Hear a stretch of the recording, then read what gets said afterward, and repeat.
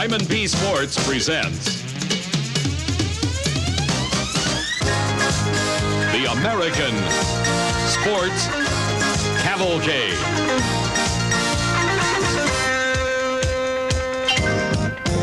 A panorama of speed, color, drama, and excitement. The American Sports Cavalcade. Monterey, California. John Steinbeck immortalized the people and the lifestyle of this rugged coastal community in his book, Cannery Row. Today, Cannery Row is a major tourist attraction with a more modern wharf, shops, and wonderful restaurants. And it still stands as a faint reminder of the reality that was Steinbeck's Cannery Row in the beautiful Pacific Ocean. Just 8 miles from Cannery Row sits another modern tourist attraction. Located on what was the site of the Fort Ord military base is a slinky 1.9-mile, 9-turn landmark known as Laguna Seca. And today, racers from the International Motorsports Association will attack this course with the reality that is championship IMSA racing. Hi, I'm Ed Bruce. And today you'll be seeing 2 great races from Laguna Seca. And as usual, to keep us abreast of the action, Brock Yates and Steve Evans will be calling the races for us. And while they're at the races, I'm here in Las Vegas, Nevada, at the Imperial Palace Hotel, home of one of the world's largest and most beautiful antique and classic car collections. Earlier in the season, we showed you some of the cars on display in this museum. Today, we're going behind the scenes. We'll look in one of the warehouses at some of the other classic cars that are a part of this great collection. But now let's see some race cars. Steve Evans, tell us what we can expect today. Thank you, Ed. Sports car racing has been a tradition on the Monterey Peninsula for generations. About 25 years ago, the action moved from the street course down in Pebble Beach to this permanent facility on the oak-studded foothills nearby. If there's a better place to watch a road race in this country, I certainly haven't found it. I mean, you throw down your blankets, your picnic lunch, your lawn chair, tune your radio to the track radio station for the announcer's call, and you got a little bit of high horsepower heaven. Now, for the reason all of these people have jammed in here today, here's Brock Yates. Well, I'll tell you what, Steve, the folks on the hill are going to see some wild action today. This is a GTO pole-sitting car of Dennis Ossie from the famous Dan Gurney Racing Shops in Santa Ana, California. This Toyota is turbocharged, 2-liter engine. It's going to be running against a whole mob of big displacement American iron. Could be a really interesting event. This is one of the smallest engine cars in the race. This sister automobile, car number 99, is a GTU car. Under 3-liter, unsupercharged Toyota. Very similar in engineering to the Dennis Ossie car, but Chris Cord's automobile, yet another Dan Gurney car. So it should be a very, very interesting race between the GTU automobiles. Second race, this is where the wild action's going to come in. This is a Renault Alliance, a Parker Johnston from Oakland, California, on the pole. He is among 40 drivers running identical cars, all the same. Showroom stock automobiles, special factory modifications, but basically production type vehicles. Here, the priority is on driving skill. But I'll tell you what, whether it's the big iron, the modified race cars, the Toyotas of the Gurney Shop, or the Renault Alliance of Parker Johnston's, they all face a single challenge, and that is a stretch of pavement called Laguna Seca. At 1.9 miles, this is a reasonably short course, but it's 9 turns offer the driver every imaginable challenge. In an earlier visit here, we prevailed on the famous Jaguar GTP team for a driver's eye view of Laguna Seca. Team driver Chip Robinson takes us for 1 lap of Laguna Seca. Chip Robinson, 30-year-old bachelor driver, his first year as a professional. He will talk us and drive us around this course. Chip starts to accelerate down the long, wide pit road, headed for the bridge that marks the start-finish line. Still accelerating, uphill, out onto the track, into the long, sweeping left-hander called turn number 1 that can be negotiated just about flat out in any kind of race car. Now to 2. We approach turn 2 in 5th gear at about 170 miles an hour. We give a small lift there, turn the car in, get back on the power hard. Then we go down to turn 3, and a little bit of a lift, turn in, get on the power hard towards turn 4, where we go down a gear, turn in a little bit early, and get back on the power hard, and try not to get too far onto the speed bumps on the exit on the way up the hill. If you're at all timid about roller coasters, Laguna Seca is not your racetrack. As you crest that hill, suddenly the bottom drops out. You're on the famous section of this course called the Corkscrew. It's scenic and a little bit scary. When we get to the corkscrew, we turn in second gear, and then the track falls away and we get hard on the power again, and the car twitches around there quite a bit. And then we go up into third and head down towards turn 7, then up into fourth, down into turn 8. There's a bump on the way in, so we wait till after that bump, turn in, get on the power hard, come up to turn 9, hard on the brakes. Important corner because it leads on to the 2, 3, 4 long combination. You got to get out there cleanly with very little oversteer. Out of turn 9, onto the front straightaway, across the start-finish line, and that is one lap of Laguna Seca. Our thanks to Chip Robinson and Bob Tullius' Group 44 Jaguar team for a sensational ride. And you know, Brock Yates, the cars we'll be seeing today aren't that fast, but still, this course will offer them everything they can handle. You bet, Steve. Take a look at what happened earlier today in a competition for the Champion Challenge cars for front-wheel drive imported domestic sedans. That is Joe Vardy in his Dodge Daytona 01 car, a former series champion, on the narrow uphill section of this racetrack. Joe spins. No room for mistakes there. Amos Johnson gets by, but Dave Jolly hits him an awful shot. Both cars badly damaged. And just about the only thing that could cause that, Brock, is oil getting under the tires. Here you see Vardy doing everything he can with the steering wheel to keep it on the racetrack going straight, to no avail. Suddenly he realizes, I'm better to get out of here. Cranks the wheel all the way the other direction, gets off the racetrack. He hopes safely out of the way. But now getting into that same oil that Vardy dropped is Dave Jolly, and slams the right rear quarter of what was a brand new race car. Brock talked to Joe. Joe, I've seen you race too many times to know that it was just driver error. What happened up there? Well, the engine's got a screw-in oil adapter where you take the oil filter off when you add a racing application, screw an adapter on and hook the oil lines, and it just broke apart, oil down the tires, and that was the end of that. Then Dave Jolly got into you. He just couldn't avoid you, I'm sure. Yeah, it was, you know, when you dump 5 quarts of oil on the track in one corner, there was nothing Dave could have done. Even with a near-destroyed brand-new car, Vardy's not whining. He's just not that type of guy. A pure racer. And so is this man, Cal Shokin, who won the Champion Spark Plug Challenge race, his 2nd victory in a row. He literally ran away with it, the man from Trussville, Alabama, in last year's Dodge Daytona.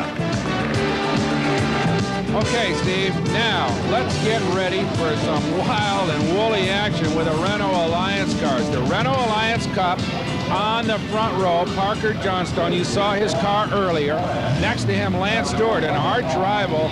These guys are mostly from the West Coast, but you'll find some young fellows in here from all over the United States. You see Jim Busby Jr. in there, the 18-year-old son of IMSA GTP driver Jim Busby Sr. This is only his 2nd ever race. He could be interesting to watch. Well, this is a good field of cars. They're, as we said, basically identical automobiles. You buy them right out of the old showroom and rig them up yourself to very, very strict rules. But I don't think anybody cares a whole lot about the rules. What they care about is the competition. You're going to see a lot of that. You put 41 absolutely, or theoretically at least, absolutely equal automobiles out here, and you're going to have some fun and some flying bodywork too, I would guess. Well, especially, Brock, when they'll just barely touch 100 miles an hour and have a good steel roll bar, drivers feel awfully confident in those cars and are liable to make a maneuver they might not make in a different kind of race car. It can get real hairy out there. Well, no race tires on these things. They're all street radials, basically automobiles. In fact, a lot of the guys do drive them right to the old racetrack. You got licenses on them and the whole thing. But earlier, Steve Evans, who is a highly regarded technical expert in this field, had a look at these automobiles. Friends, how many times have you said to yourself, I sure would like to be out there racing cars where Steve and Brock are? Well, if you're employed and with your good credit, have we got a racing series for you. It's called the Renault Cup. And we're not talking about burned up, beat up old race cars here. We're talking about brand new, shiny, never been race direct, air blows, cold Renault Alliances. Now you say to yourself, I can't afford those expensive racing modifications. I say to you that for $1,600, your Renault dealer will sell you a kit that includes alloy wheels and roll bar and suspension modifications, more parts than there's time to mention. He doesn't make one dime on this kit. Now you say to me, I'm no racing mechanic. I say to you, you have run out of excuses, brother, because you're not even allowed to touch this engine. It is sealed where you cannot remove the cylinder head. So remember, you work, you ride, we tote the note. See your Renault dealer now. Now I ask you, would you buy a used car from that man? We'll be back with the start of the Renault Alliance Cup after this.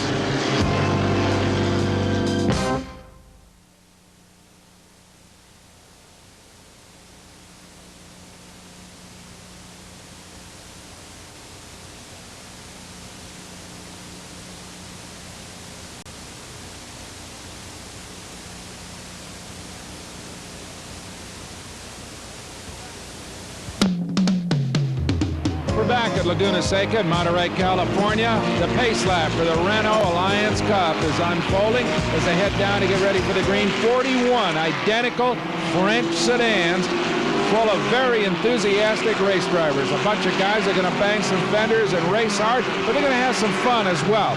Earlier, Steve had a chance to talk to one of the more enthusiastic competitors. No one has more fun in Renault Cup competition than Victor Van Tresch. They call him Slider. In Slider, have you found a good radio station yet on your stereo? Yeah, there's a couple good stations out here, but I also have a cassette deck so that in case I can't get any reception. The best part is on Sunday, they telecast it live. They cover the race, so I can tell what position I'm in and, hear what they're saying and what's going on up front and what's behind me. What kind of mood music would fit this circuit? Last year I was listening to Hooked on Classics, actually.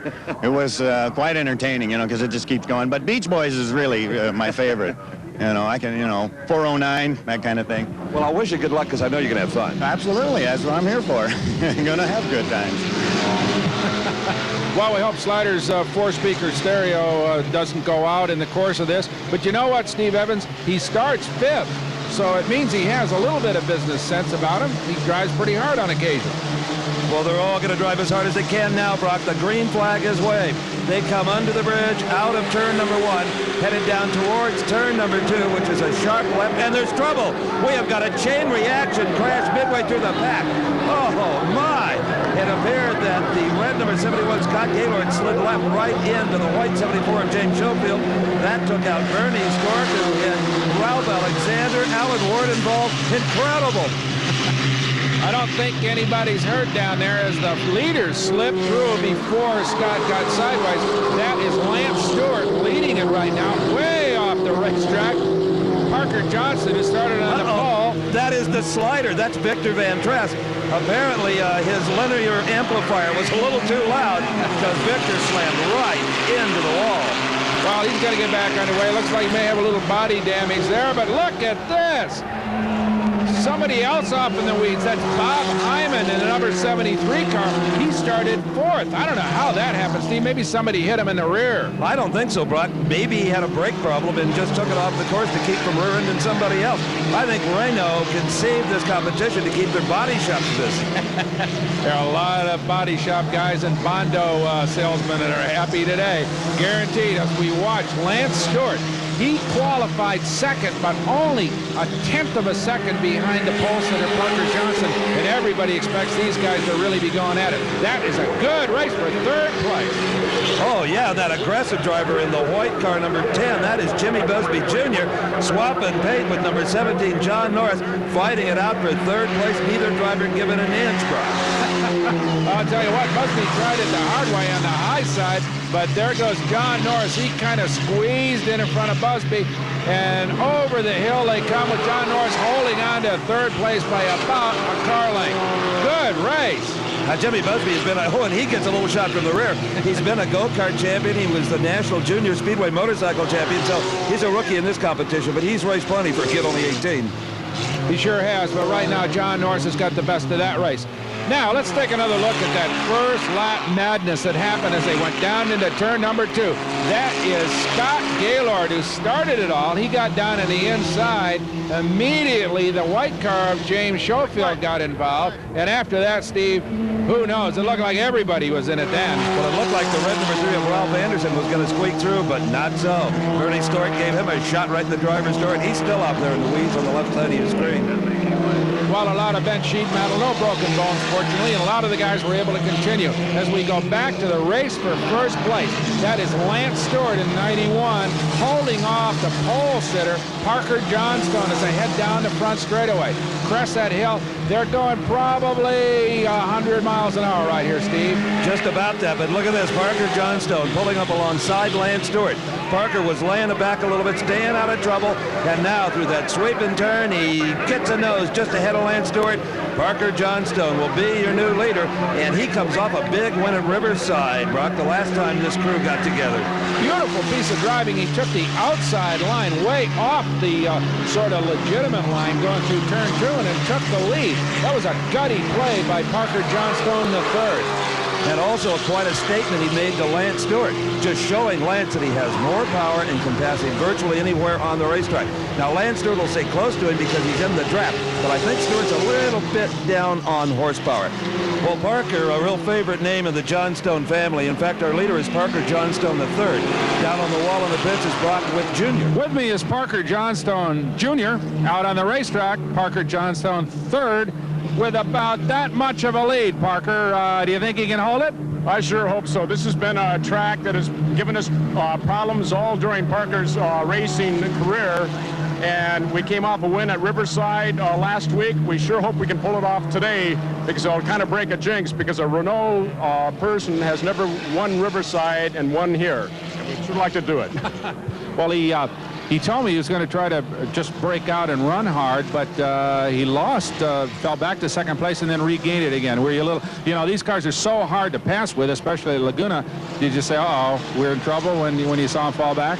Well, the last time he did that here, he went to 10th. So we're glad he's back into first right now. He only dropped one spot for those 2 laps, and he's back into first right now. Well, when you call the Johnstone house, you don't just ask for Parker, because you might get Grandpa, Brock. Well, I'll tell you what, we got Bob Hyman leading a pack in a good race for 6th. Remember, we saw Bob come down the hill and kind of head for the infield concession stands there before he got it gathered up.